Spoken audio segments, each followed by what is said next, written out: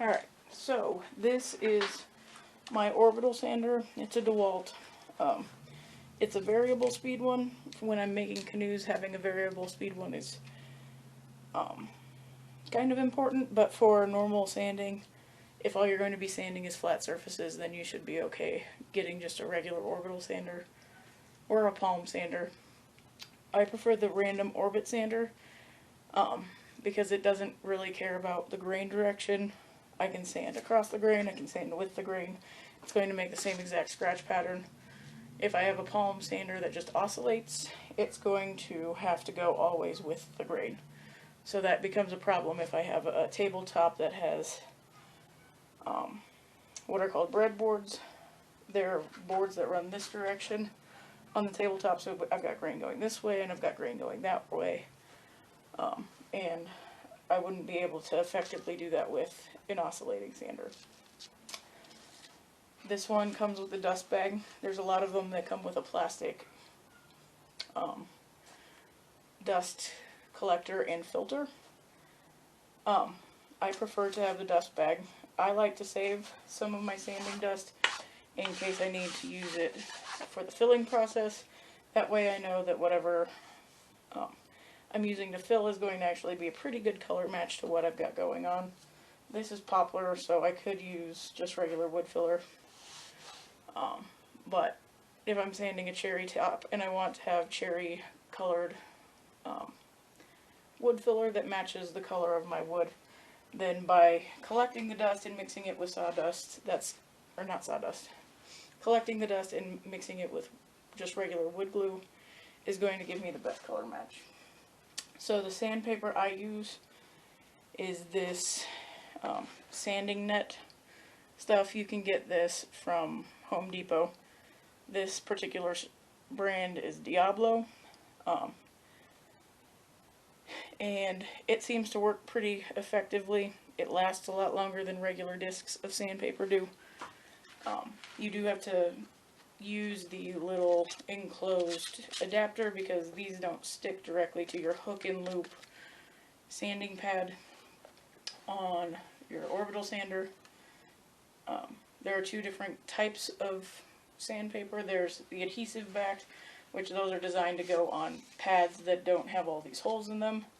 Then they have the hook and loop ones, which is just Velcro basically. I prefer the hook and loop ones because they're easier to change and I can actually connect this if I'm going to be sanding a lot and I'm not worried about collecting all the dust.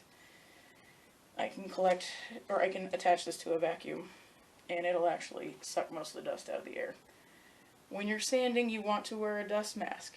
All of this sanding dust that is in the air is super fine. Your lungs can't filter it out properly, and if you sand long enough without a respirator, then at some point you might have to get your lungs scraped. So that sounds like an awful, awful thing to have happen, so I'm just going to wear a respirator. So once I get this all set up, then I'll put my respirator on, and then I might have to take it off every once in a while to explain what's happening. But I will wear a dust mask of some sort. So these are fairly simple to install. I want to make sure that this is installed as well as possible so I can actually get some of that dust to go up into those holes. These go all the way up into the sander, and the fan sucks the dust into the dust bag.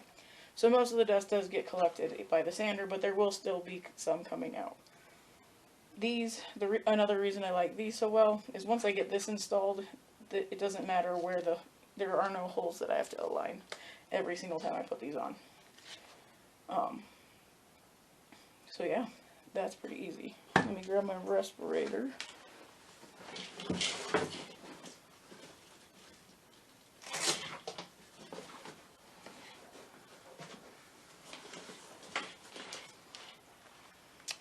So if you're using a respirator, these pink filters are great. They're designed for sanding. There's no reason to use a finishing mask or the organic filter vapors for this. It just is a waste of time and money, and those are way more expensive. So when I'm starting this, I'm actually going to have the speed set all the way up as high as it'll go. I'm going to start by making a pass this direction, both directions. So I'm going to cross the grain and then I'm going to come and sand this direction. Because this is my 80 grit, I can actually take a pencil and very gently mark the surface. I'm not trying to leave any grooves or depressions. I just want to make sure I hit all of that surface. And once the pencil marks are gone, then I know I can move up to the next grit. I only do this for 80 grit, just to make sure I'm hitting everything. So, let's get sanding.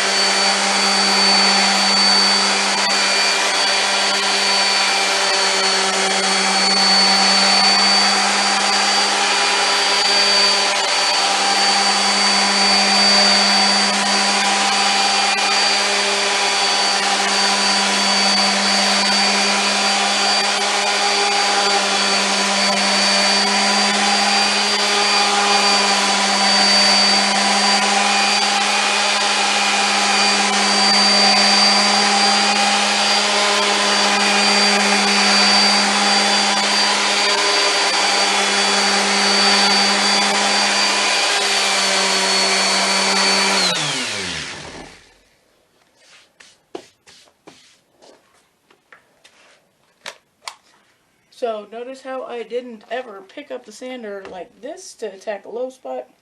If I have a low spot, if I tip the sander, it's just going to dig a nice deep hole there. And then it's going to look very, very obvious when I get a finish on. It's going to also feel inconsistent, so I always want to resist the urge to tip the sander like that. I also never start the sander out here and then put it down on the surface. I will always, always, always start with it on the surface. If I do lift up, then I turn it off, wait for it to stop, and then keep going. My particular sander, the brake belt has broken, and I need to replace it. So if I turn this off, I have to wait a long time for it to stop. I usually grow impatient and stop it on my apron or my pants, which is a bad idea. Don't do that. Because it will dig a trench in your clothing. So now what I've created are these kind of deep swirl marks, what we call pigtails. And as I go up through the grits, so I started with 80 grit, I would then go to 100 or 120 grit, then 150 or 180 grit, and then finish at 220 for something that's soft like this. Only the super dense woods like hickory and ash would I stop at 180, just because it doesn't really make a whole lot of sense to waste the energy at 220 because it's not really doing anything on hickory. So I would do this to all of my surfaces that are going to be on the inside of the little bench, so the bottom of the top and the inside of the legs, and also my stretcher piece. The stretcher piece I usually will not take the orbital sander to because it's just so hard to control. I'll just sand that by hand. Once I'm done with my orbital sanding, we're just going to pretend that I went through 220 grit. I then take a sanding block of some sort. I don't ever want to just take sandpaper and use my hand like this. I want to have something that's firm that'll keep my fingers from leaving marks. I happen to have this block that also is hook and loop. Just slap my sanding disc on there, and I just want to sand with the grain.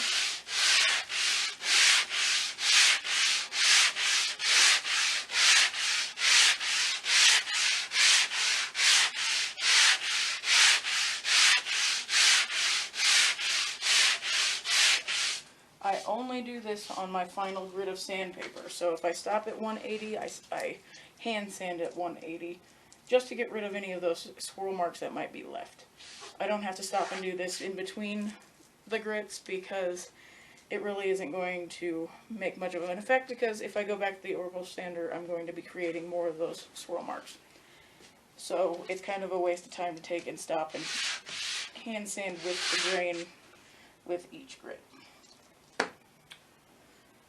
So that does it for surface prep. Before you glue up your bench, you may want to consider rounding or softening these edges, because once I get this all together, it's going to be harder to get something in here to block or knock this off. I can either use my hand plane and take and set it at an angle and run it, or just my sanding block with my highest grit sandpaper. So if I stop at 220, I can take the 220 grit and just make a couple passes on the edge. You never want to leave nice sharp edges on your projects because you can cut yourself pretty severely on a project. So that does it for getting ready for the glue up. I will talk a little bit about finishes at a later time because there's nothing going to be completely encapsulated. I can still get in everywhere I need to get finish on. I'm not going to talk about finish today, but I will cover that hopefully in the next week. So yeah.